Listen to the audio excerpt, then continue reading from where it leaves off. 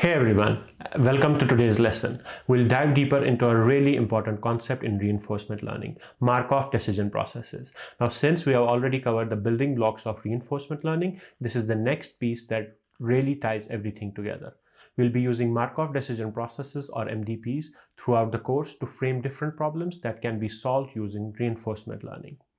So this lesson will be a little bit detailed and maybe a bit complex.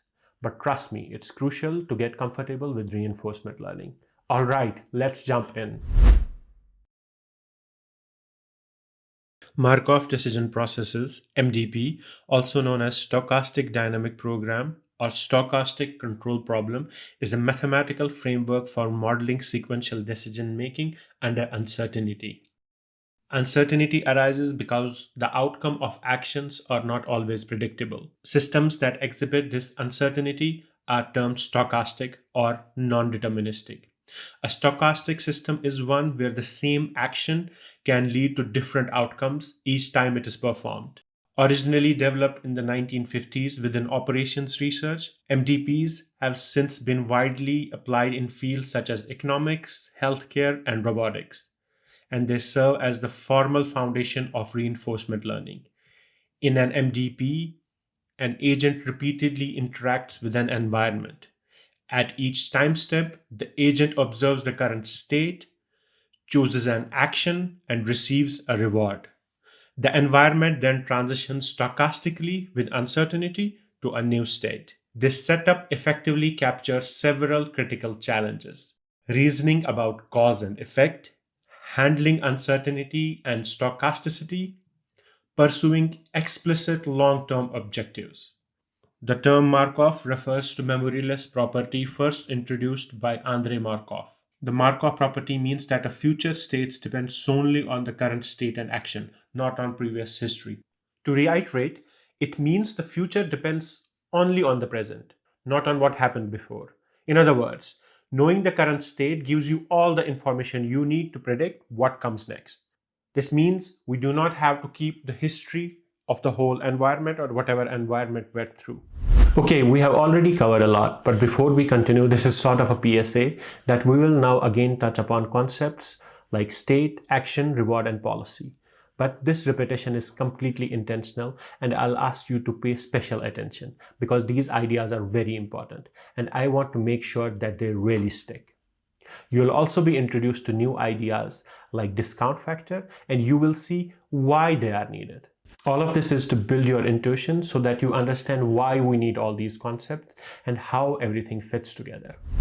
Let's break down the key components of reinforcement learning and see how they fit into a Markov decision processes framework in detail.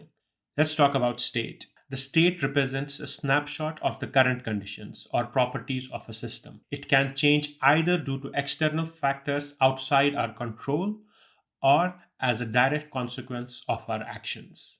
The set of all possible states that the system can occupy is called the state space S. For example, in the lunar lander scenario that we'll try to solve, the state includes the lander's position, velocity, orientation, and legs touching ground. Gravity continuously influences these properties regardless of agent's actions, making the state a combination of controllable and uncontrollable factors. Now, let's talk about action. An action is an operation or a decision that agent can actively perform to potentially change the state of the system. All possible actions that are available to the agent form the action space A. In real world and simulated systems, actions typically have uncertain outcomes, making the system stochastic rather than deterministic. To address this ambiguity, we explicitly model this stochastic behavior when defining an MDP. Continuing with our lunar lander example, actions might include firing the main engine, activating side thrusters, or doing nothing. However, these actions may sometimes fail or behave unpredictably, such as the main engine igniting unexpectedly or failing to ignite immediately after activation. This uncertainty highlights the stochastic nature of our action space and system behavior, and this is what makes things complex. So let's talk about rewards now. The reward R is typically a numeric value assigned to transition between states due to actions, indicating the value or quality of being in a certain state. Rewards can be positive, negative, or zero. However, rewards are local or immediate indicators.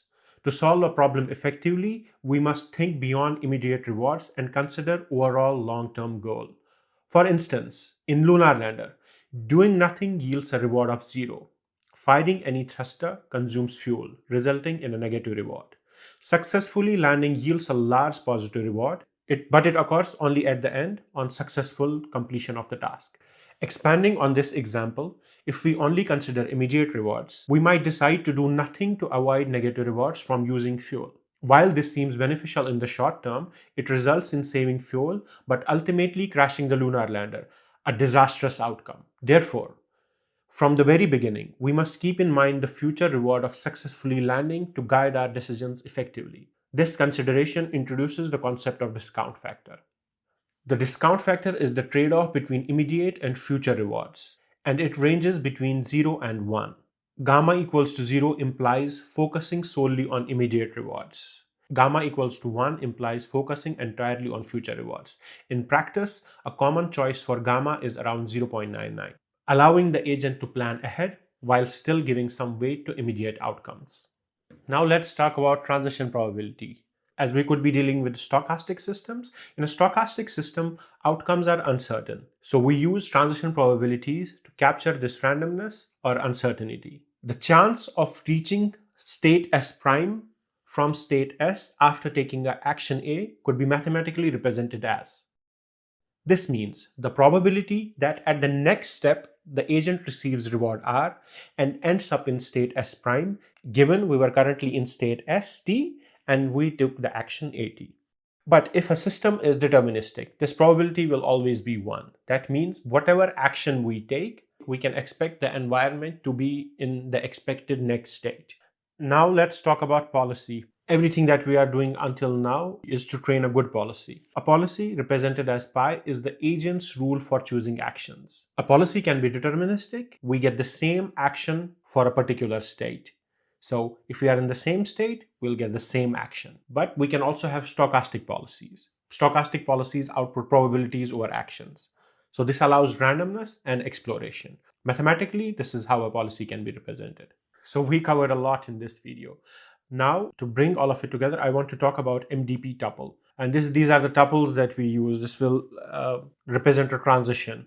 So this is how a MDP tuple is represented. What it consists of is state, what action we took in that state, what was the resulting state, and what reward we got out of it. So this is a tuple that we'll be using a lot. So why do we choose MDPs? Why did we choose to represent reinforcement learning as MDPs? Because it enables us to formally define the problem. It allows us to describe various features of the problem within a standardized framework, which enables easier conceptualization and solution strategies. There are a bunch of available algorithms already which can be used to solve these MDPs. And it also makes problem solving flexible. We can adapt our specific problem to existing solutions and techniques. It also provides us a structure. It offers clear guidelines and structured approaches to problem solving. And there are already a bunch of mathematical tools and algorithms that are already defined that will allow us to solve our problems faster. We now have the full MDP framework. We know states describe the environment, actions are choices available to the agent. We have transition probabilities that model how actions change states. We have reward for feedback, and we have discount factor, which balances near-term versus long-term rewards, and policy, which is what we are developing, which guides decision making. And now we have a MDP tuple, which we'll be using quite a lot. So reinforcement learning is about finding the optimal policy that maximizes the expected discounted return. This is more than theory. It is the universal language of reinforcement learning. Every RL problem can be described as an MDP, and we'll use this framework throughout the course and in many future RL projects. To find the entire detailed lesson with all the instructions, math, and code, visit our website edreate.com. There you can find everything you see here and much more. Plus, you can find the full code on github.com/edreate. So don't wait around and sign up now at edreate.com.